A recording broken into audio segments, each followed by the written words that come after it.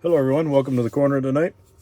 This is Doc here again, and I know what you're probably thinking. That box is a little too big to be what's in the box that we were doing the other night. And you're correct. I kept this one in the box because I wanted to ask you all a question before I bring it out. I gotta plug in here quick. There you go. Alright. My question is this. Now, I don't want you thinking like in a real world scenario here, like two real cars doing this together. Think of a cartoon type thing. Think of like the Power Rangers morphing into whatever they do. Or think about Teenage Mutant Ninjas. Well, that's a bad scenario. But anyway, think about, well, picture this. Picture like Wile E. Coyote on one side of a parking lot, Roadrunner on the other, and they run off and they hit each other head on. What do you think would happen? Cartoonish, Wile E. Coyote would be sitting on the ground, shaking his head, wondering what the heck just happened. Roadrunner would just meep, and off he'd go. Well, along that same line, think if you had a Ghostbusters 59 Cadillac wagon sitting on one corner. You had an Illinois State Police car sitting on the other corner, facing each other. You like how I got the corner in there, right? Yeah. Now, to add things and change things up a little bit, let's say you had a top fuel dragster sitting behind the squad car just to give it that little extra nudge as it went toward the Ghostbusters car. Now, what would you think would become of the three if they all collided together? That's the question. Now, you're not going to have time to really put your comments down below because, well, I'm going to show you here in a few seconds as to what would become of that. Now, my son Brian, he knows where this is going. I'm almost guarantee you he knows where this is going. And, well, he's seen the car and he's seen it built, so, or as it was being built, rather. So without any waiting, I'm just going to open up the box and show you what's inside. Now, I know what you're thinking. You're thinking only the Illinois State squad car and the 59 Cadillac ran into each other. Where'd the top fuel part come into all this? Well, it's got the wing on it from the top fuel. But you're right, there is something missing. Can you picture this on a Sunday afternoon down at your local drag strip, running up and down the strip? Be kind of a cool sight. Now, granted, this car probably wouldn't really work in real life, but it was cool when I built it. Back years ago, I built a 94 Lindbergh Crown Victoria. Built it as an Illinois State squad car with the 75th anniversary decals on it. Followed up by that one, I built the Chevy Caprice by Jimmy Flintstone. It looks like it has a pacer back end on it because it kind of rolls off the back. I built that as a K9 unit. And as I was building the second one, I wanted to come up with a different idea, something cool, something off the wall, just wild. And this thing popped into my head. I just had an idea and went with it. And as you notice, this one's the Crime Scene Services. This is the CSI portion of the Illinois State Squad Patrol. Now you're wondering why Illinois State? Well, one, I used to live in Illinois. And two, I was probably probably right around a mile away from District 16 down where I lived. So I saw Illinois State squads quite often. Not only in the rearview mirror, but driving down the road ahead of me or in the other lane, going the other way, or parked, or they weren't always behind me, but we won't go there. We'll leave that one alone. But this is my rendition of what I wanted to do with it. The body is uncut. It's all strictly stock right out of the box. The only thing I did is painted it white, put the decals on it. I used Eddie Hill's Pennzoil drag car chassis underneath it, the dragster. And this was my very first attempt at future floor wax. I just used a fan style brush. It was this brush here. Just a fan brush, and all I did was dipped it in the future floor wax and just lightly brushed it on. Made sure I had an even coat across the entire car, and that's all I did. And this car was built probably back in probably mid-90s at least. right around 95, 96-ish, somewhere right around in there. So it's been around a while. The decals on the hood and the roof have yellowed, but everything else has pretty much stayed pretty much clear. It's dusty from sitting on the shelf and whatever else, but that's with the body down. Now, I called it Drag Hag. The roof name across the roof here is called Drag Hag. The reason why I named it that is I was trying to find something to build this out of, and I could not find a 59 Cadillac wagon body to save my life back then. Happened to come across one at a swap meet. Paid $2 for it. Had, the body, the glass, or the windshield, the front and rear bumpers, had taillights, and had all the stuff I needed to do it. The only thing it lacked was chassis and interior tub. Dashboard and a few other parts were gone, but the main parts of what I was after were there anyway, so I paid $2 for it. $2 or $3, I forget what it was now, but paid for it, brought it home, and this is what I started to do. When I came home, I kind of had an idea of what I wanted to do with it. I wanted it to be pro street and drag and pretty quick and looking, whatever.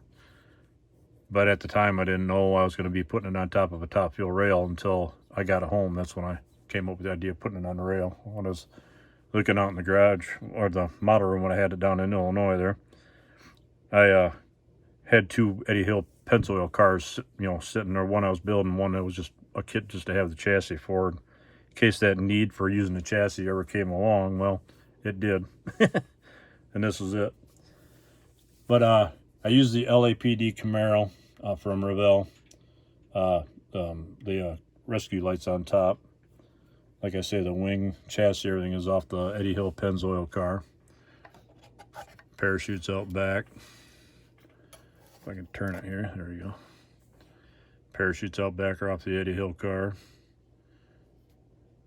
Got the custom auto sound decals on. I forget. I think they came out of the 55 or 57 Chevy. I forget where they came from. Windows are purple. Side windows, these three panels are all purple.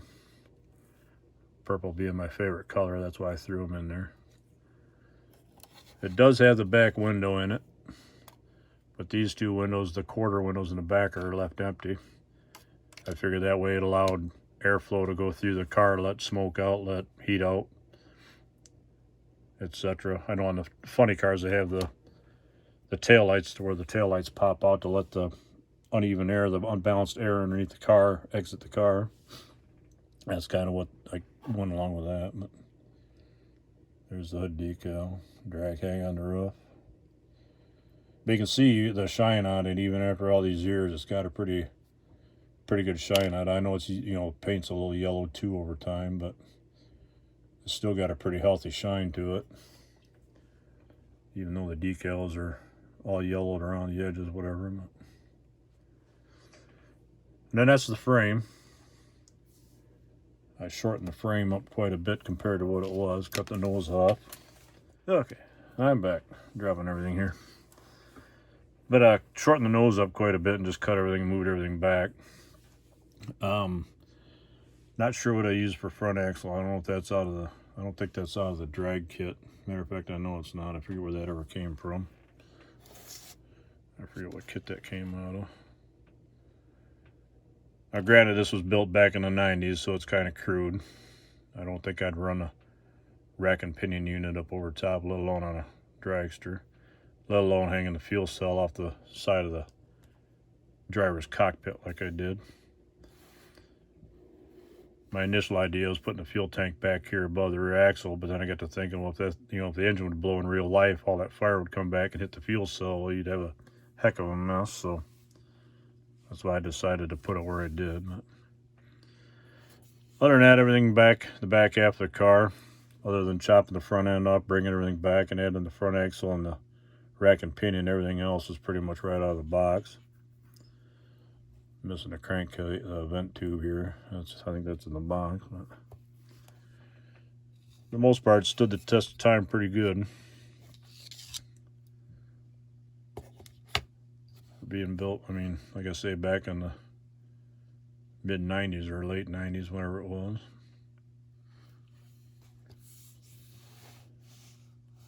Not too bad. I don't know if those tires and wheels came with the I don't think they did come with the, it's got Combo Pros on it. I don't think they came with the Yeti Hill car.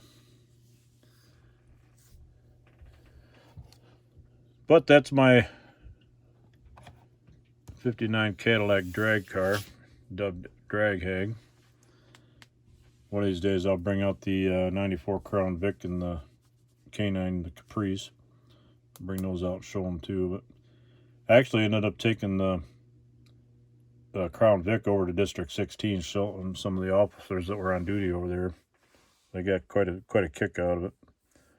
Now down District 16 down there, down around Rockford, Illinois area, and they have a D.A.R.E project down there for trying to keep kids and such off of drugs and alcohol and usage and stuff.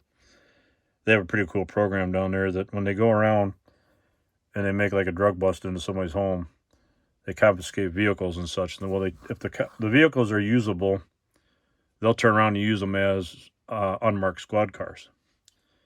And years ago, I had a 7442, had a big block 455 in it, 400 trans, 411 posi. And me and a friend of mine were driving down the road in Rockford. Looked ahead of us, and there's this beautiful medium blue metallic 55 Chevy Pro Street, blower up through the hood, scoop up on top. I mean, just real pretty car. Told my buddy, I said, hey, maybe we should race it. Just kind of kidding around. He goes, yeah, right. And pulled up alongside him, and I kind of wrapped the throttle a little bit as I was coming up to the stop. And my buddy, he kind of tapped me on the leg. He says, I wouldn't do that. Look at the guy's left arm.